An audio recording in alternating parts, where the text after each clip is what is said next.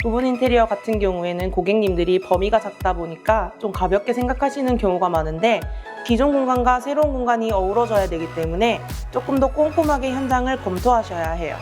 여기 화장실은 타일 덧방으로 진행되어 있는데요. 만약에 비용을 조금 더 저렴하게 아끼고 싶다고 하시면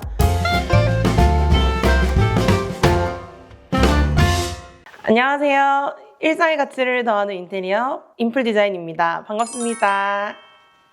네, 오늘은 저희 부분 인테리어 현장을 소개시켜 드리려고 하는데요. 부분 인테리어 같은 경우에는 고객님들이 범위가 작다 보니까 좀 가볍게 생각하시는 경우가 많은데 기존 공간과 새로운 공간이 어우러져야 되기 때문에 조금 더 꼼꼼하게 현장을 검토하셔야 해요. 부분 인테리어가 더 까다롭다는 거네요? 네, 맞아요. 기존에 남겨진 공간이랑 새로운 공간이 어떻게 잘 마감이 되는지를 꼼꼼하게 생각하셔야 돼요. 현장 보시면서 설명해 드릴게요. 여기는 현관인데 기존 신발장 도어 교체만 원하셨어요. 처음엔 필름 작업을 원하셨는데 기존 도어의 마감재가 거칠어서 저희가 도어 자체를 교체하는 걸 권해드렸고 몰딩 같은 경우에는 필름 작업으로 하여서 두 가지 색상을 맞췄습니다. 현관 같은 경우에는 기존 등을 철거하고 3인치 조명으로 바꿔드렸어요. 센서라서 들어오실 때 불이 켜지거든요. 이번 현장 같은 경우 기존 마루를 살려두고 작업을 했기 때문에 보양을 한 다음에 작업을 진행했습니다. 이런 경우도 진짜 많을 것 같아요. 마루는 괜찮으니까 그냥 두고 싱크대나 붙박이장만 바꾸고 싶다. 이런 경우는 뭐가 제일 중요할까요? 그런 경우는 기존 마루의 마감 상태를 꼭 확인하셔야 돼요. 기존의 싱크대나 붙박이장 하부에 기존 마루 마감이 되어 있지 않는 경우가 많거든요. 그래서 하부 마감이 안 되어 있다면 그 부분을 가릴 수 있게 가구를 맞춤 제작해서 들어가셔야 해요. 부분 인테리어는 뜯고 나서 보이는 부분까지 미리 생각하셔야 완성도가 좋아집니다. 기존 싱크대 같은 경우에는 뒤에 턱이 올라와 있고 기존 조리대 공간이 굉장히 협소했는데 저희가 이 부분을 아일랜드 형태의 평평한 싱크대로 교체해드리면서 조리 공간 같은 경우에도 조금 더 넓게 빼드렸어요. 그리고 기존의 작업대 공간이 다소 어두워서 저희가 상부장 밑에도 라인 조명을 넣어드렸습니다. 부분 공사할 때 도배는 다 하시는 것 같은데 도배에 유의해야 될 점이 있을까요? 네, 도배를 새로 하고 나시면 기존 스위치나 콘센트 그리고 천장 부품이 더 낡아 보이실 수 있어요. 그래서 도배지만 교체하시는 것보다는 도배지와 같이 맞닿은 기구들의 상태를 확인해 보시고 같이 교체하시는 걸 추천드려요.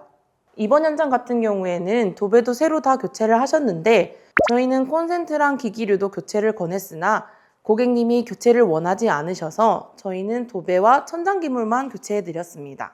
여기는 안방 붙박이장인데요. 기존의 고객님이 도어가 마음에 안 든다고 하셔서 도어 교체를 원하셨는데 여기에 있는 도어는 유리도어로 되어 있어서 필름 작업이 어려웠고 여기는 필름 작업이 가능한 도어였어가지고 현장에서 고객님과 협의 후 여기는 도어를 교체를 하고 여기는 도어 필름 작업을 진행했습니다. 이거 진짜 많이 하시잖아요. 붙박이장 문만 바꾸는 거. 맞아요. 붙박이장 도어만 교체도 많이들 하시는데 그 전에 붙박이장 속장 상태를 먼저 확인하셔야 돼요. 속장이 오래돼서 뒤틀어졌거나 경첩이나 레일이 상태가 안 좋은 경우 속장이 버틸 수 있는 상태인지 확인하셔야 돼요. 그럼 속장이 괜찮아도 도어만 교체하게 되면요? 도어를 교체하실 때는 기존 도어와 같이 물려있는 몰딩부를 같이 보셔야 돼요. 만약에 비용을 조금 더 저렴하게 아끼고 싶다고 하시면 도어를 필름으로 하시는 방법도 있어요. 도어를 필름으로 하실 때는 기존 도어의 마감이 결이 심한지, 도어의 상태가 괜찮은지, 오래돼서 부풀진 않았는지 그런 부분들을 확인하신 다음에 필름을 선택하셔야 돼요. 필름은 아무데나 할 수 있는 게 아니네요? 맞아요. 필름은 재질에 따라 할 수 있는 환경이 다 달라요. 예를 들어 방문을 필름으로 하시는 경우가 많은데 ABS 도어 같은 경우는 필름 작업이 가능한 경우가 많지만 목문에 같은 경우 도어가 부풀었거나 결이 심한 경우에는 필름 작업이 어려울 수 있어요. 고객 입장에서는 다 똑같은 문 아니야? 이렇게 생각하실 수도 있거든요. 맞아요. 그런데 실제로는 다 다릅니다. 기존의 결이 심한 마감재 위에 밋밋한 필름을 시공하실 경우 기존의 결이 밋밋한 필름 위로 비쳐 올라올 수 있어요. 그래서 필름은 색만 보는 게 아니라 기존 표면 상태까지 같이 보고 판단하셔야 결과에 만족하실 거예요. 그리고 고객님들이 창문이나 방문 손잡이 교체도 많이 의뢰하시는데요. 손잡이는 디자인보다 호환이 가능한지 먼저 확인하셔야 돼요. 규격이나 고정 방식이 다르면 설치 자체가 안 되거나 설치 후에도 자국이 남는 경우가 있거든요. 방문 손잡이를 교체하실 때는 방문 손잡이만 보지 마시고 경첩의 상태도 같이 확인하시는 걸 추천드려요. 손잡이만 새로 바꾸고 경첩은 오래된 상태로 남아있으면 사용감 차이가 꽤 나거든요. 작은 방 같은 경우에도 기존 붙박이장 속장은 그대로 둔 상태로 도어 교체만 원하셨어요. 그래서 도어를 교체하기 전에 옆에 붙어있던 장과의 색상을 맞추기 위해서 현장에서 샘플북을 대보고 직접 선택하신 다음에 교체를 진행했습니다. 그리고 또 시스템 에어컨 커브만 교체도 가능한데 무조건 되는 건 아니고 해당 모델의 모델명을 확인하시고 모델 커버 교체가 가능한지 확인하신 다음에 교체하시면 됩니다. 그래서 전체를 다 바꾸지 않더라도 공간의 인상을 정리하는 데 도움이 될 수 있습니다. 타일은 고객들이 많이 물어보는 것 같아요. 기존 타일을 안 뜯고 그냥 덧방하면 안 되는 건가요? 경우에 따라 가능은 하지만 무조건 가능한 건 아니에요. 기존 타일 위에 덧방이 되어 있는 상태라면 기존 타일을 철거한 후 시공하셔야 해요.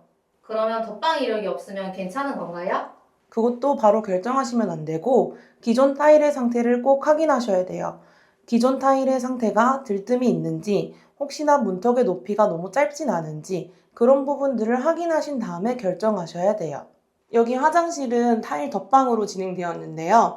덧방하기 전에 저희가 기존 타일 상태를 확인했고 기존 거실과 화장실의 단차도 높이를 확인한 다음에 진행하였습니다. 기존 세면대 뒤에 있는 젠다이 같은 경우에도 높이가 기존보다 낮은 상태였어서 저희가 이번 시공할 때 높여드리면서 여기 수전 높이와 젠다이가 걸리지 않게 작업해드렸습니다. 기존 메리 휴지거리 같은 경우에는 하부에 휴지통이 있던 제품이었는데 고객님이 관리하시기 어렵다고 하셔서 저희는 일반 메리 휴지거리로 시공해드렸습니다.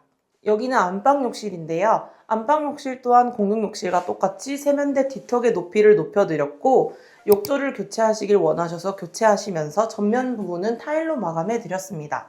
부분 인테리어 중 대표님이 가장 중요하게 생각하는 부분은 어떤 건가요? 부분 인테리어는 기존 마감재를 그대로 두고 가는 경우가 많기 때문에 새로운 마감재와 자연스럽게 이어지는지가 중요해요. 그래서 샘플북을 보실 때 현장의 기존 자재와 대보시면서 톤이 자연스럽게 이어지는지를 확인하시는 게 좋습니다.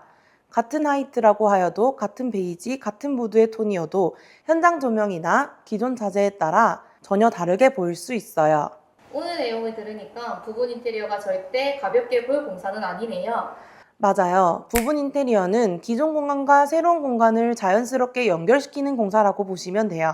그래서 부분 공사 같은 경우 필히 현장을 확인하셔야 하며 업체와 충분하게 조율을 하셔야 해요. 오늘 부분 인테리어에 대해서 설명드렸는데 어떠셨나요? 영상이 도움이 되셨다면 구독과 좋아요 부탁드립니다.